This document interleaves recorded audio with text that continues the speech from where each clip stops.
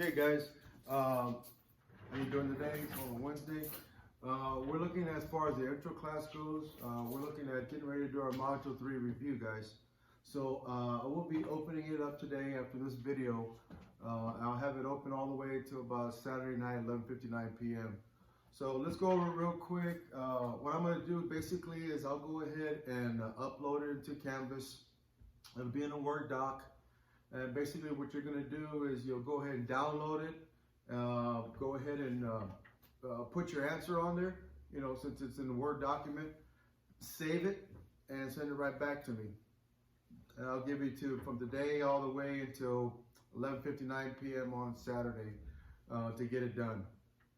Hopefully everybody's doing pretty good out there. Here at the shop right now, nobody's here except for some workers doing some, I guess, heating and air conditioning repairs because there's no AC in the classroom right now. But anyhow, Module 3 review, guys, is where we're at. And before we get into Module 4, let's go ahead and review on chapters 4, 11, 15, 16, and 17. So the VECI label, that's the one that's usually located by the engine compartment. Okay. When we practice consistency, develop technical expertise, become a teammate, be honest, those are all behaviors that develop professionalism and personal credibility. Okay. There are 5 methods of communication that develop effective customer service skills. To list 2 of them you believe are the most important. So, for instance, good listening skills, dressing appropriately, being respectful to the customer. Those are some of the things that we could look at as far as being professional with communication. Make sure we document everything correctly to the customer, and waiting for the customer to finish speaking, and then we're going to speak afterwards. So those are some of the things. There's about several different ones that you could name and list from that one, but just give me 2. The 3 C's that describe the repair on a repair order are: number 1, what's the concern? Number 2, what's the cause? Number 3, what's the correction? Okay, we say that on the work orders all the time here. To get authorization for repairs after a customer has dropped off their vehicle for service, make sure to get a signature before making any repairs on the vehicle. Okay.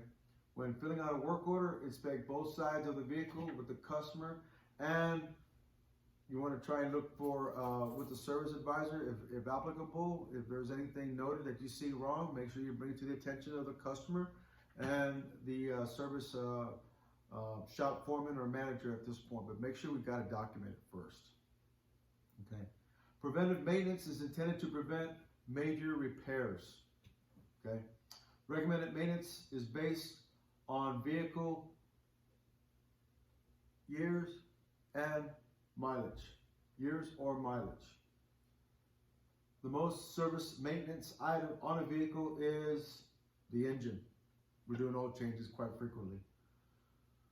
Before bringing a customer's vehicle to the shop, place blank on the driver's side to prevent dirtying the carpet, floor mats, seat covers, wheel covers as well. You want to kind of put that on there.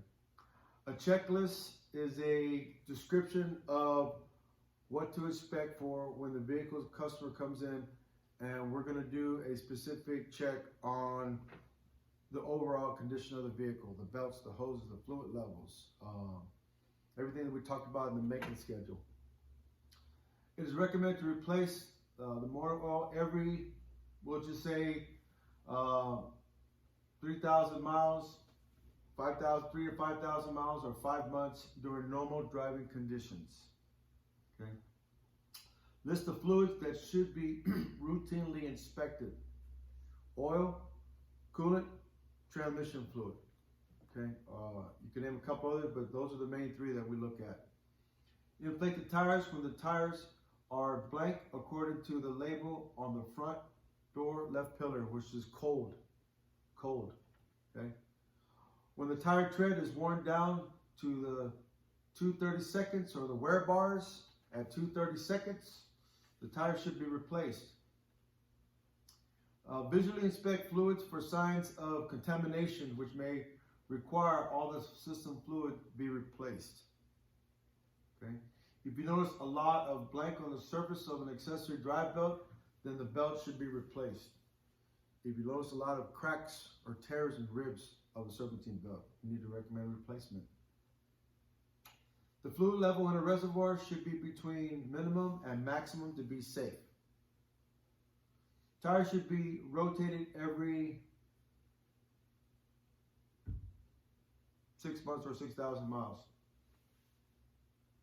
Whichever comes first. I think the book calls for 5 to 10,000, but 6 months or 6,000 miles, generally what we're looking at. A safety stand is also called a jack stand. Before using a hydraulic floor jack, you want to inspect 2 items. So look at the caster. You want to check to make sure it works properly. There's no leakage. Check the hydraulic fluid level. Do not allow a hydraulic floor jack to suspend a heavy object for a long period of time because seal damage can result from it. A creeper should be stored upright. List the 2 common areas of a vehicle that can be damaged if the vehicle is lifted improperly on a vehicle hoist. So, body, it's one to look at. We're looking at body over frame. We can look at the hood area, the front end. If it's not done correctly, we could damage it and cause a bent somewhere in the door panel area. So make sure we look at those areas before we lift it up, guys. Pad extensions may be needed when hoisting what type of vehicle? Typically, there'd be a truck. A vehicle can be lifted on a vehicle hoist as long as the blank can be engaged.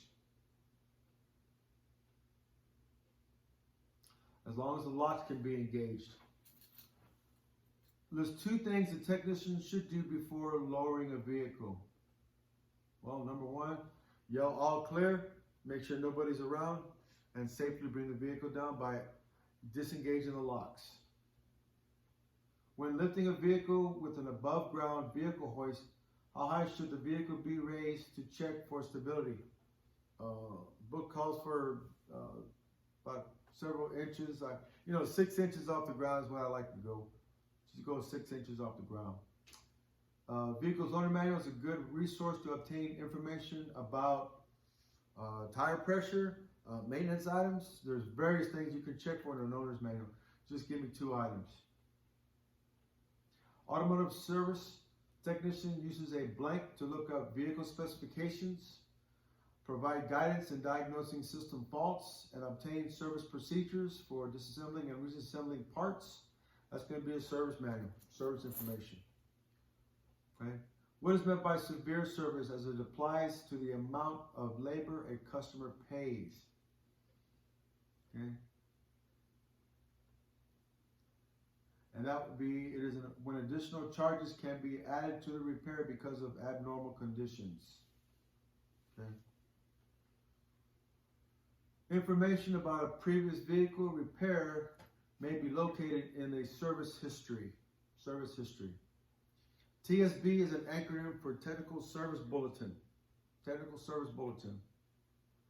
ESI is an acronym for Electronic Service Information. Electronic Service Information. VIN is an acronym for Vehicle Identification Number. Okay.